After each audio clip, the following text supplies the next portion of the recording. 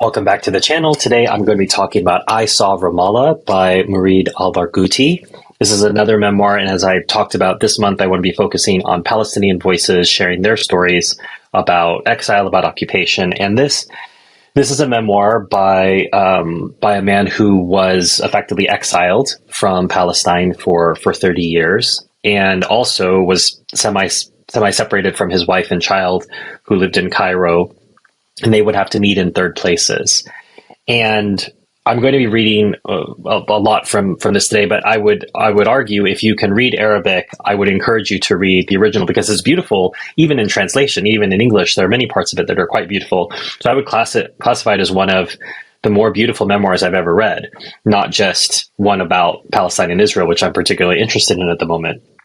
But if you can read it in the original Arabic, I'm certain if it's this beautiful in English, I can't imagine what it would be like in Arabic. So I would encourage you to seek it out. It was originally published in 1997. And I'm going to be talking about a lot of different things. I'm going to be reading from, you can see there's a lot of markings here, but there are going to be three different themes that I'm going to be talking about. The first is the idea of our place in humanity, our existence as humans being tied to a specific place. Because in this age, 2024 and beyond, we are ever more capable of mobility as humans, not only because of the ability to move between borders, especially for those of us who have, you could say, passport privilege, we're able to move about very freely, but because of remote work, you can also work quite freely. Even if you have a troublesome passport, you're able to work with a developed country.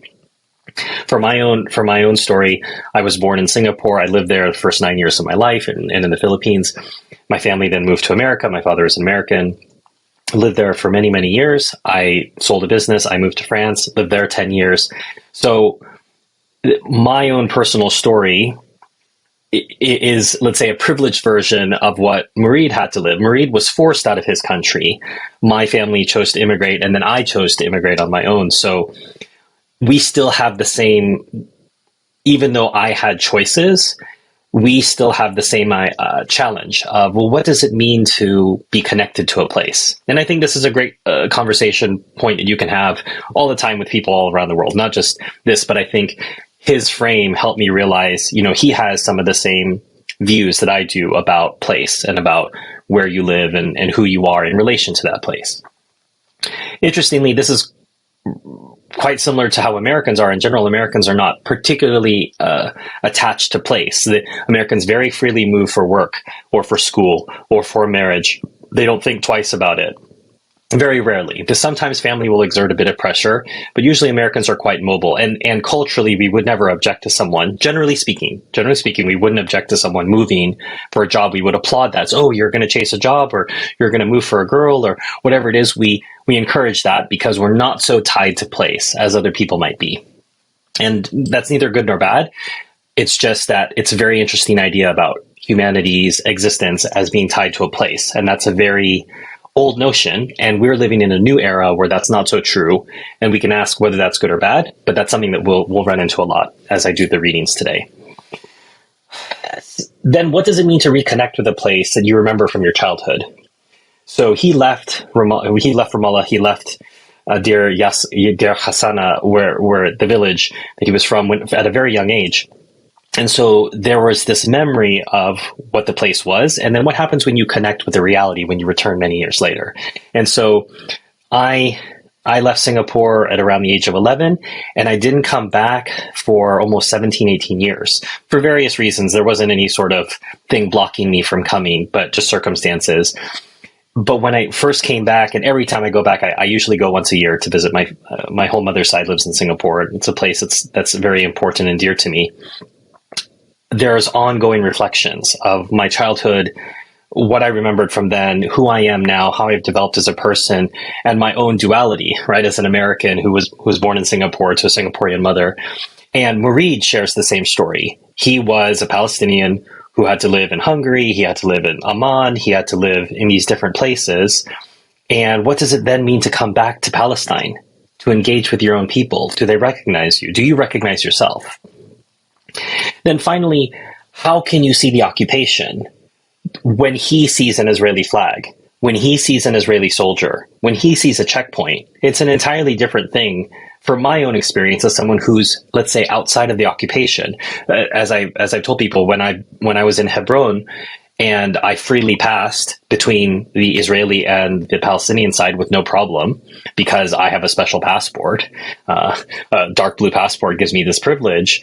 But as I'm talking to the Palestinian children and I'm walking towards the checkpoint, they can't come with me. We can't continue our conversation. We have to stop the conversation because we can pass freely. We're not ever going to be questioned. We're not going to be stopped, but they will, and they live there.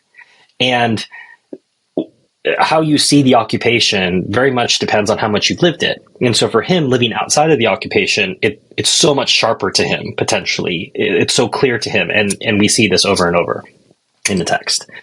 So anyway, that's the general frame I want you to think about, those three frames as I read. And as I always say, I have to just pick. I can't read everything. Otherwise we'd be here all day and we don't have time for that.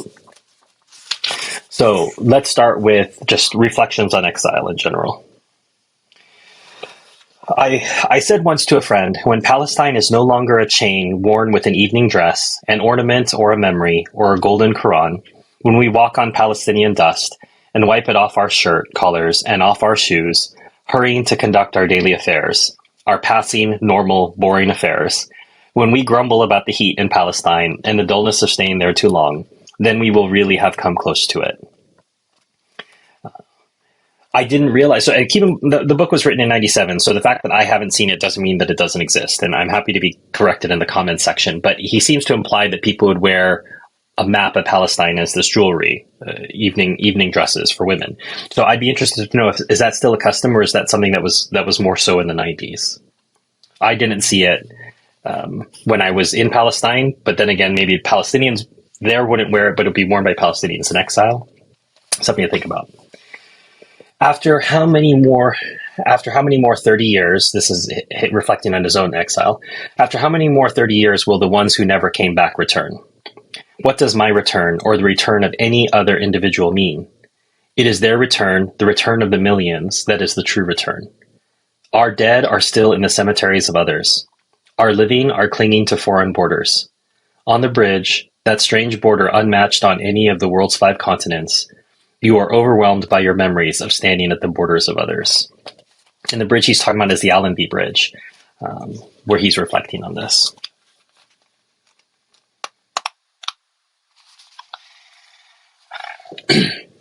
The occupation has created generations without a place, whose colors, smells, and sounds they can remember, a first place that belongs to them, and that they can return to in their memories, in their cobbled-together exiles.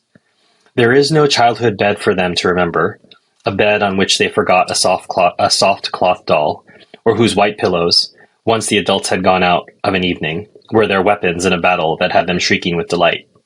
This is it. The occupation has created generations of us that have to adore an unknown beloved, distant, difficult, surrounded by guards, by walls, by nuclear missiles, by sheer terror. The long occupation has succeeded in changing us from children of Palestine to children of the idea of Palestine. I only started to believe in myself as a poet when I discovered how faded all abstracts and absolutes were. When I discovered the accuracy of the concrete detail and the truthfulness of the 5 senses, and the great gift in particular of sight. When I discovered the justice and genius of the language of the camera, which presents its view in an amazing whisper, however noisy this view was in fact or in history.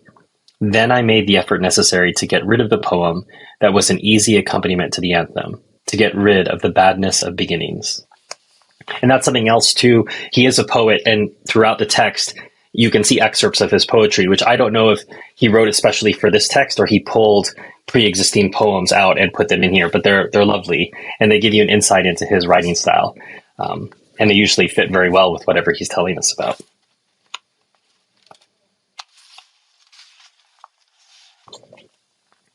At last, here I am walking with my small bag across the bridge, a bridge no longer than a few meters of wood and 30 years of exile. How was this piece of dark wood able to distance a whole nation from its dreams, to prevent entire generations from taking their coffee in homes that were theirs? How did it deliver us to all this patience and all that death? How was it able to scatter us among exiles and tents and political parties and frightened whispers? I do not thank you, you short, unimportant bridge. You are not a sea or an ocean that we might find our excuses in your terrors. You are not a mountain range inhabited by wild beasts and fantastical monsters that we might summon our instincts to protect us from you.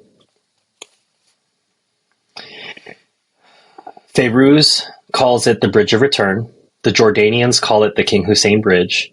The Palestinian Authority calls it Al-Karama Crossing. The common people and the bus and taxi drivers call it the Allenby Bridge. My mother, and before her my grandmother and my father and my uncle's wife Talal simply call it the bridge. Now I cross it for the first time since 30 summers. The summer of 1966, and immediately after, no slowing down, the summer of 1996. Here on these prohibited wooden planks, I walk and chatter my whole life to myself. I chatter my life without a sound and without a pause. Moving images appear and disappear without coherence, scenes from an untidy life, a memory that bangs backward and forward like a shuttle. Images shape themselves and resist the editing that would give them final form. Their form is their chaos. A distant childhood, the faces of friends and enemies. I am the person coming from the continents of others, from their languages and their borders, the person with spectacles on his eyes and a small bag on his shoulder. And these are the planks of the bridge. These are my steps on them. Here I am walking toward the land of the poem. A visitor? A refugee? A citizen? A guest? I do not know. The Jordanian flag is here. Red, white, black, and green. The colors of the Arab revolt. After a few meters, there is the Israeli flag, in the blue of the Nile and the Euphrates with the Star of David between them. One gust of wind moves both flags. White our deeds, black our battles, green our lands, poetry on the mind. But the scene is as prosaic as a bill of reckoning. I mean, just this prose is so beautiful. So he talks about getting into a taxi to go from the crossing to Ramallah. I sit next to the driver in an old Mercedes carrying 7 passengers. In the car, I am mute. Or am I chattering my life? Have I been struck by my life as a man is struck by a fever? You think him asleep and silent while his whole body is telling stories. These are my people. Why do I not talk to them? I used to tell my Egyptian friends at university that Palestine was green and covered with trees and shrubs and wild flowers. What are these hills? Bare and chalky. Had I been lying to people then? Or has Israel changed the route to the bridge and exchanged it for this dull road that I do not remember ever seeing in my childhood? Did I paint for strangers an ideal picture of Palestine because I had lost it? I said to myself when Tamim comes here, that Tamim is his kid, he will think I have been describing another country. I wanted to ask the driver if the road had been like this for many years, but I did not. I had a lump in my throat and a feeling of being let down.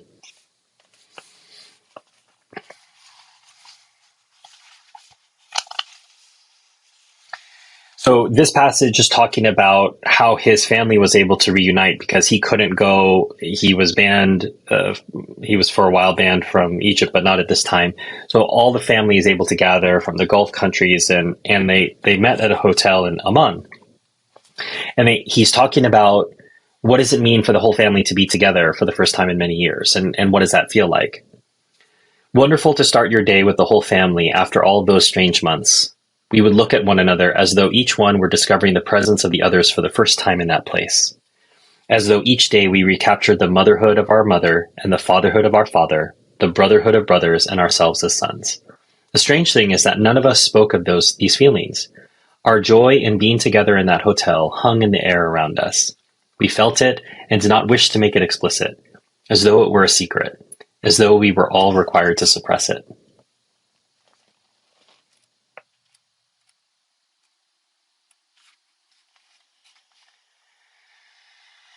So this is talking about a separation between Munif, who is Mourid's older brother, and his mother. He was trying to come back in, but he wasn't prohibited. He wasn't allowed in. He was prohibited. Here he waited. Here he felt afraid. Here he had a surge of optimism. Here they questioned him. Here they allowed my mother to enter and forbade him. Here they had to part. She, forced to continue her journey west towards Ramallah, he east toward Amman, and from there to his French exile, where 6 months later he died. He was not yet 52. Here she screamed at the soldiers, "Then let me go back with him." Here she wept on on his shoulder, and he wept on hers. Here she said goodbye to him for the last time. The mother didn't know that it would be the last time, and neither did he, which makes that even more poignant.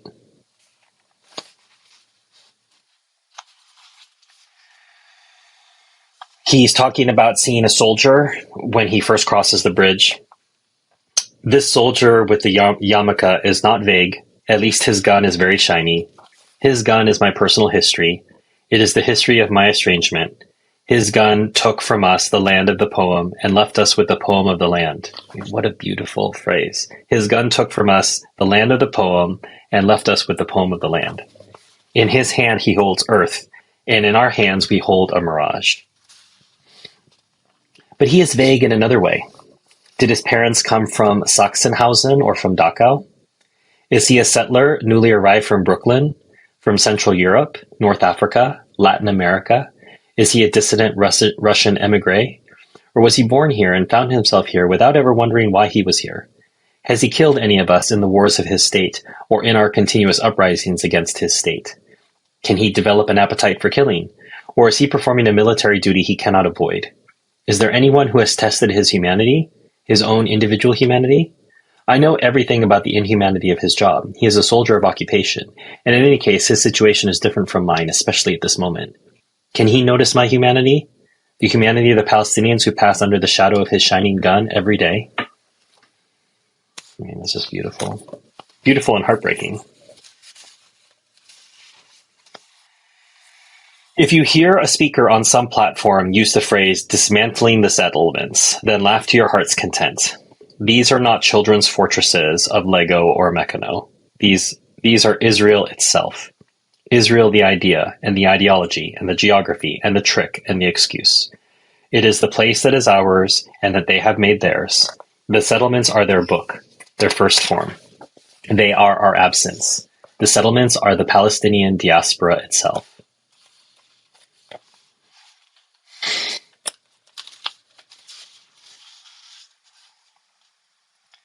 So what is new? The others are still masters of the place. They give you a permit. They check your papers. They start files on you. They make you wait. Am I hungry for my own borders? I hate borders, boundaries, limits. The boundaries of the body, of writing, of behavior, of states. Do I really want boundaries for Palestine? Will they necessarily be better boundaries?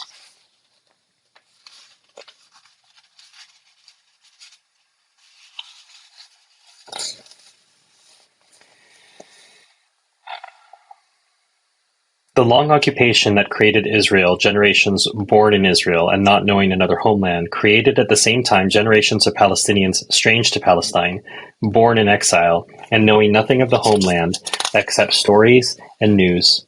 Generations who possess an intimate knowledge of the streets of their faraway exiles, but not of their own country. Generations that never planted or built or made their small human mistakes in their own country. Generations that never saw our grandmothers squatting in front of the ovens to present us with a loaf of bread to dip in olive oil.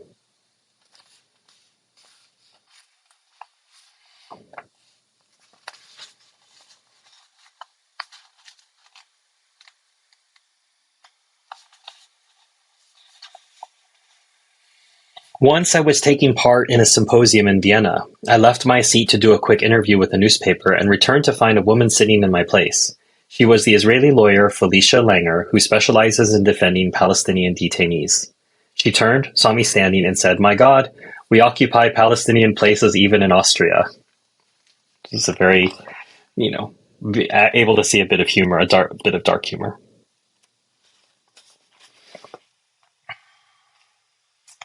So here, the idea is he's talking about Rabin's speech in America, and that Rabin has been able to even steal the ideas of what has been happening to the Palestinians and make it the Israeli problem.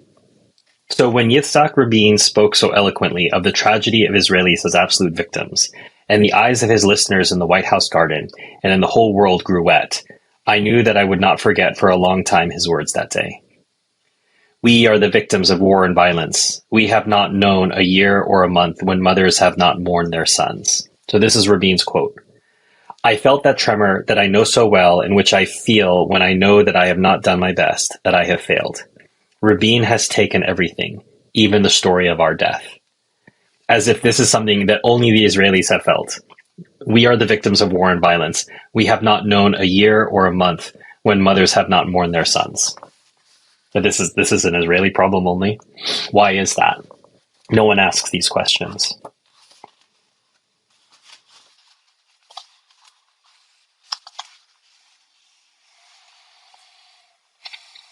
Someone should write about the role of the older brother in the Palestinian family.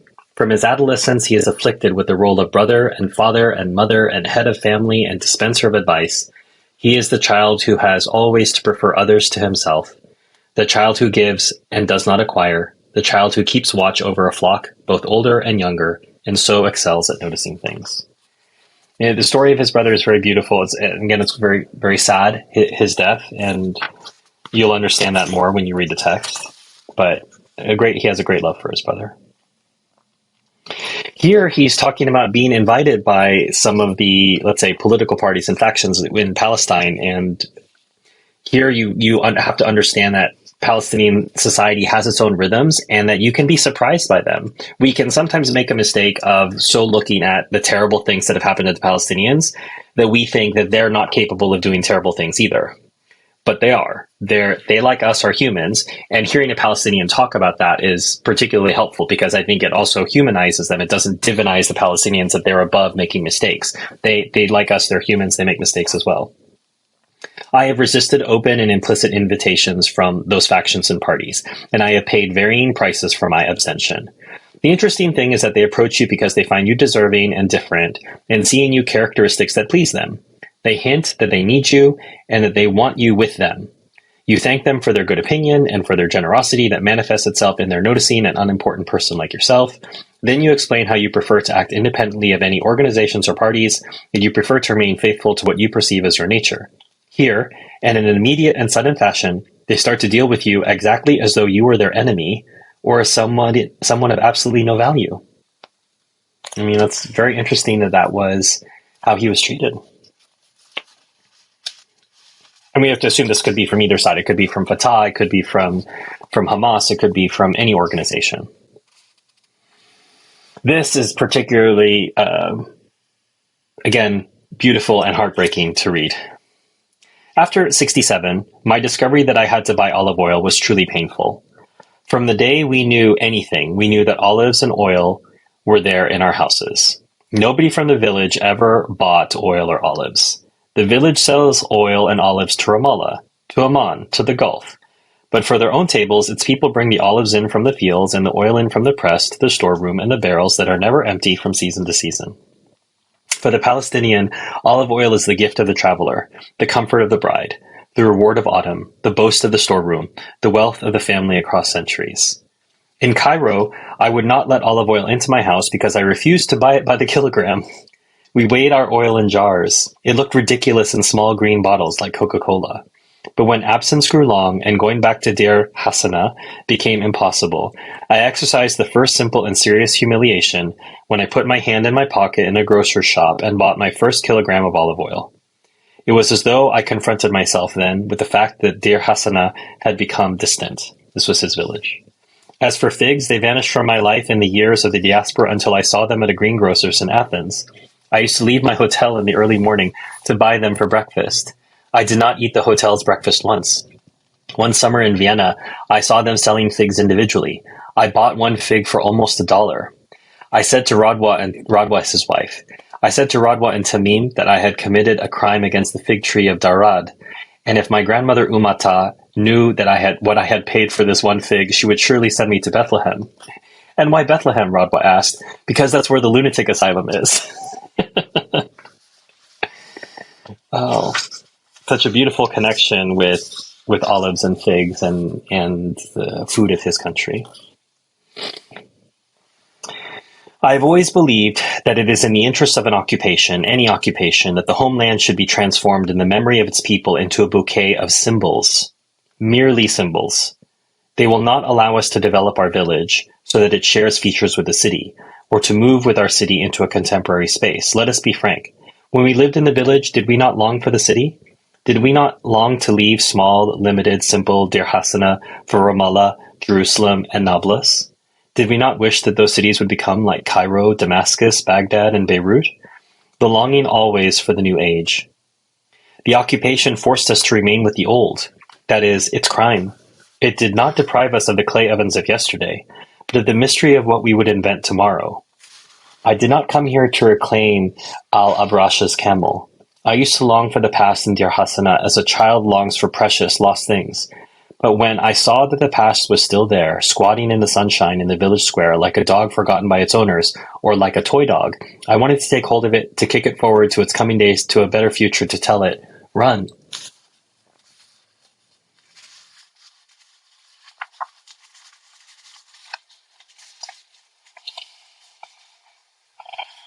Come inside, the young man said. We thanked him and left the place.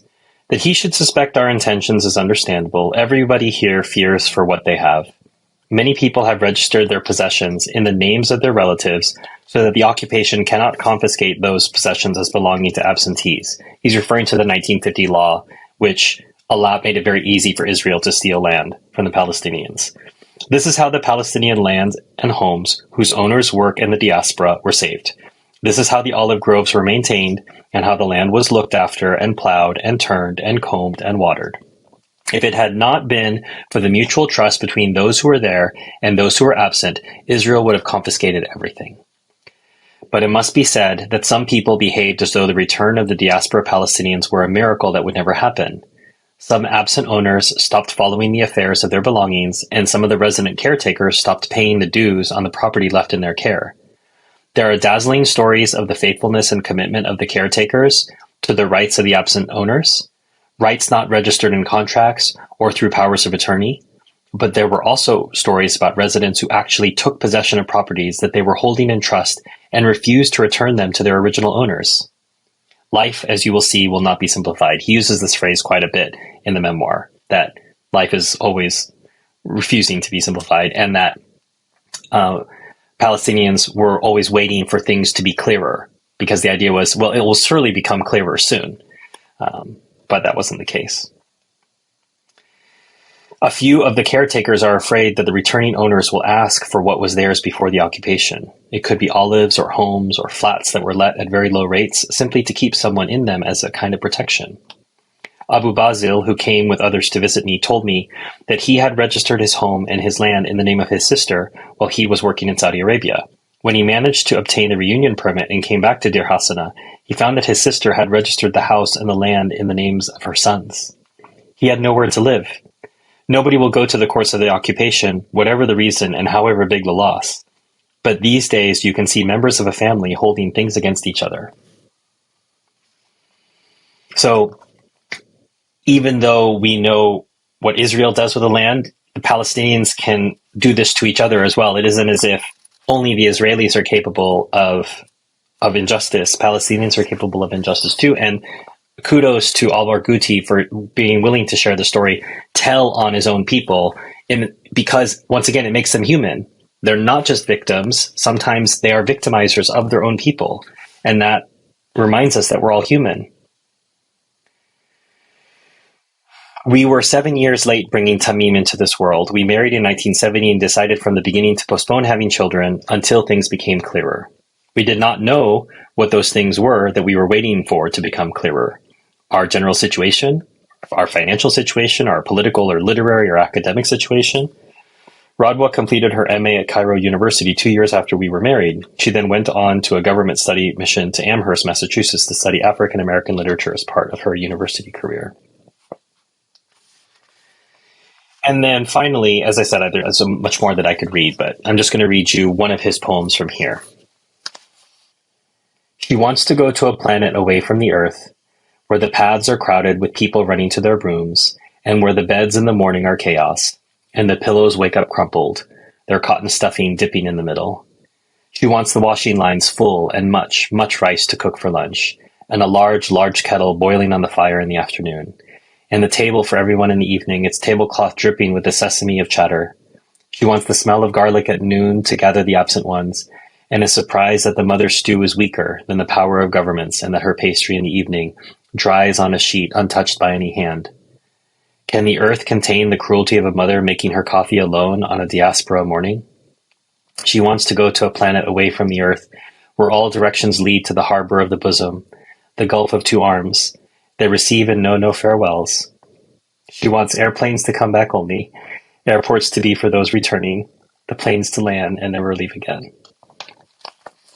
So, I am encouraging you to read this text. It's a beautiful text. If you like memoir in general, but particularly if you're interested in the Israeli and Palestinian issue, it's a must read. And as I say, this month I'm focusing on Palestinian voices. As always, if you found this to be helpful, hit like, hit subscribe, share this with somebody who's interested in hearing Palestinian voices. If you'd like to do more than that, feel free to send a super thanks. If you'd like to do more than that, you could become a member of my Patreon or a member of the YouTube channel. And for a monthly fee, you can request for books that you'd be interested in me reviewing to sort of get bumped up the line. And you also get early versions of these reviews before it goes live on YouTube. As a reminder, a portion of all the proceeds from YouTube, from Patreon, are going to the Palestinian Children's Relief Fund. There's a link to that, as well as a link to my Amazon wish list. If you'd like to support me in either of those ways, you can. I also encourage you to make direct contributions to the Palestinian Children's Relief Fund yourself, which helps to give medical aid to children in Palestine who couldn't otherwise receive it. They try to do that locally. As always, enjoy your reading.